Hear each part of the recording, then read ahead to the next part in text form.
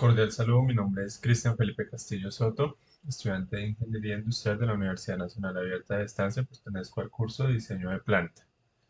La fecha del día de hoy es 29/09/2024 y la hora son las 22:01, las 10:01 de la noche.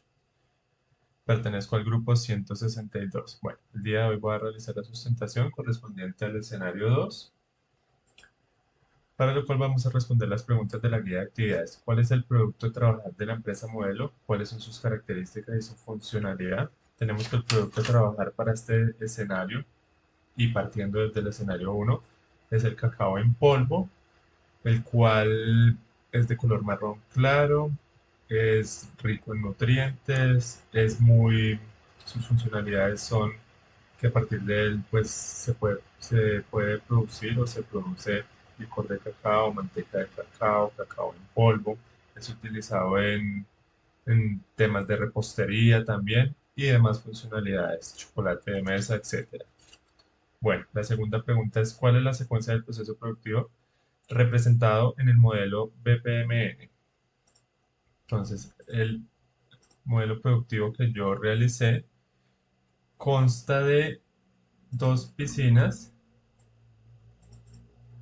dos piscinas en las cuales podemos observar una actividad general, que es la resección de la materia prima. Después de reseccionar la materia prima, se pasa a la tarea o la actividad de fermentación, luego al secado, la limpieza y descascarado. Si el cacao tiene impurezas, pues retorna como a este proceso, a esta etapa. Y si no, pues se seleccionan los cacaos. Pasa un proceso de triturado, alcalinización, tostado, molienda, prensado. Después si es licor de cacao, manteca de cacao. Si es licor de cacao, pasa la molienda, enfriamiento y estabilización del polvo. Posteriormente finaliza con el embalaje y almacenamiento.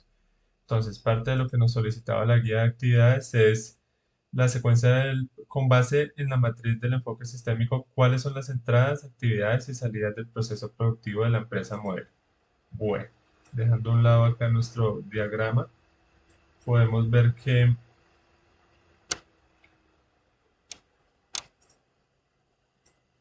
como lo mencionábamos anteriormente, las entradas es pues como la maquinaria, arranca con la fermentación, están las actividades, por ejemplo, la resección de granos de cacao con pulpa, la materia prima, que para este caso es el grano de cacao con pulpa, la maquinaria que se va a utilizar en este subproceso, en esta tarea que se va a realizar, es el fermentador rotatorio de cacao. Tiene unas dimensiones en metros de 3 por 1,2 por 2,25.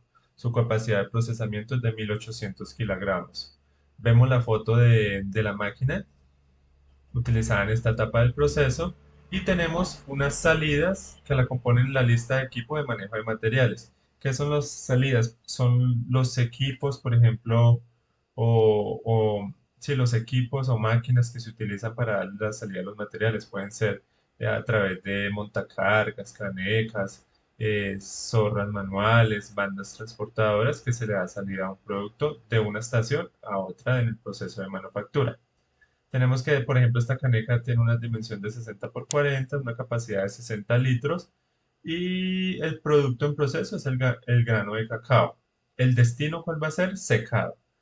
De la misma manera tenemos toda la parte o el subproceso de secado, que posteriormente va a pasar a la limpieza. En la limpieza, pues, utilicé dos máquinas para realizar el proceso de limpieza, que fue una despedregadora NA1 y una despedregadora CPFBNR.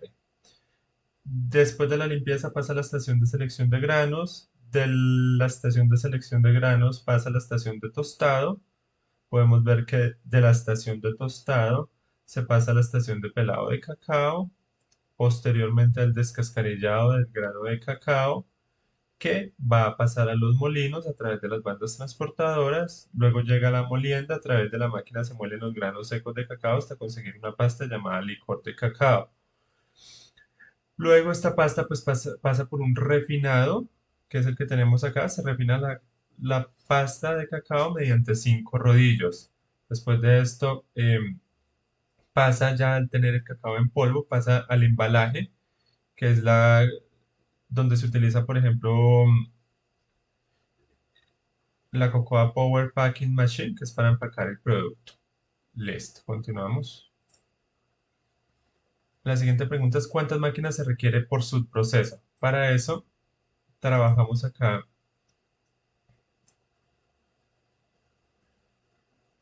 trabajamos acá en la fórmula de fracción de máquina, que es F, el número de máquinas requeridas por turno, el número estándar en minutos por unidad producida, el número de unidades que se van a producir. Bueno, aplicando la fórmula que nos dan acá, teniendo en cuenta estas variables, podemos decir que el total de las máquinas requeridas por turno van a ser de 8 máquinas. Tenemos dos turnos, un- una capacidad de 2000 unidades por turno, un tiempo estándar para cada uno de los subprocesos. En este caso, por ejemplo, el tiempo estándar para producir una unidad o para limpiar una unidad es de 0,05 minutos y así sucesivamente, lo cual nos da un tiempo total por unidad de 0,24 minutos. ¿Qué podemos analizar? Podemos analizar que los tiempos estimados para cada subproceso están estandarizados y la unión de cada uno refleja un tiempo por unidad de 0,24 minutos. Es claro que al dividir 960 minutos de dos turnos laborales en 0,24 minutos, que es el tiempo estándar por unidad, nos arroja un total de 4000 unidades, que es la demanda o la meta de producción o la capacidad de producción de la máquina. Listo, continuamos con nuestra guía de actividades. Nos dice qué capacidad efectiva de producción tendría la planta. La capacidad efectiva de producción está dada de la multiplicación de las unidades diarias redondadas por el trabajo real de la mano de obra. Tenemos que tener en cuenta que la mano de obra real pues se ve afectada muchas veces por pausas, por los tiempos de descanso y demás. Entonces, si realizamos nuestras operaciones, podemos ver que la capacidad efectiva fue de 3400 unidades, que la producción real para este ejercicio, teniendo en cuenta una merma inherente al proceso del 83%, fue una producción de 2.822 unidades. Esto nos da una utilización de la máquina del 71% y una eficiencia del 83%. Hay oportunidades de mejora, claro que sí, como en cualquiera de los procesos. Se deben evaluar estrategias para implementar, pues, que relevos en los tiempos de descanso y demás de los empleados para que no se pare en ningún momento la producción. Se deben realizar los mantenimientos adecuados a las máquinas para que puedan producir sin complicaciones. ¿Qué método matemático para la localización de la planta usó y por qué? Bueno, inicialmente pues realicé el método de factores ponderados. Es un método donde le asigno unos valores, un porcentaje de ponderación de acuerdo a mis criterios, el cual pues me arrojó que la planta más adecuada o el lugar para la planta más adecuado fue la ciudad de Mosquera, teniendo en cuenta la contextualización que nos dio el ejercicio, que tiene una población creciente y una tasa de natalidad, una alta tasa de natalidad.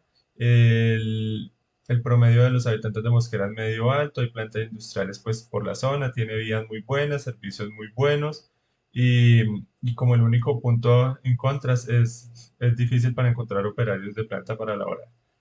El segundo método que utilicé, o el más importante, pues fue el de Super Decisions, en el cual pues después de realizar todo el proceso de simulación, pudimos obtener también de la misma manera que el modelo o el lugar para instalar la planta o para posible instalación de la planta fue la ciudad de Mosquera, alcanzando pues como un porcentaje del 0,38 en comparación a las otras opciones que era la ciudad de Palmira y la ciudad de Pamplona. Parte de eso pues fueron las características que mencioné anteriormente. ¿Qué criterios de localización tuvo en cuenta para realizar el ejercicio? Entonces, ¿qué resultados arrojó? Los criterios de localización que se realizaron, pues fueron, los criterios que se tuvieron fue el mercado, el poder adquisitivo, la competencia, la infraestructura vial, los servicios y la mano de obra.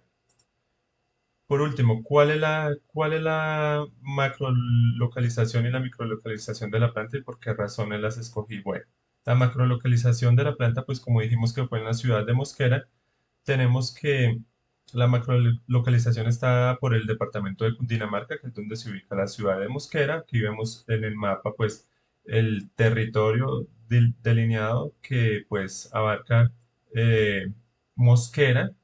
teniendo en cuenta los pueblos aledaños o los municipios aledaños, que son Madrid, Funza y demás. La microlocalización, pues ubiqué para este caso del ejercicio la zona franca de Mosquera y podemos observar acá en nuestra tabla que existen varios puntos. Este punto que vemos acá amplio está dado más o menos en este punto, donde se puede realizar o proponer la instalación de la planta de producción. Es un punto muy estratégico porque está cerca de la ciudad de Bogotá, está rodeado de muchas empresas como Ramo, Compumas y demás, y pues nos garantiza que va a tener buenas vías de acceso, va a estar cerca de la principal ciudad, la capital del país, y que pues acá se podrá desarrollar adecuadamente la producción del cacao en polvo. Muchas gracias por su atención, hasta luego.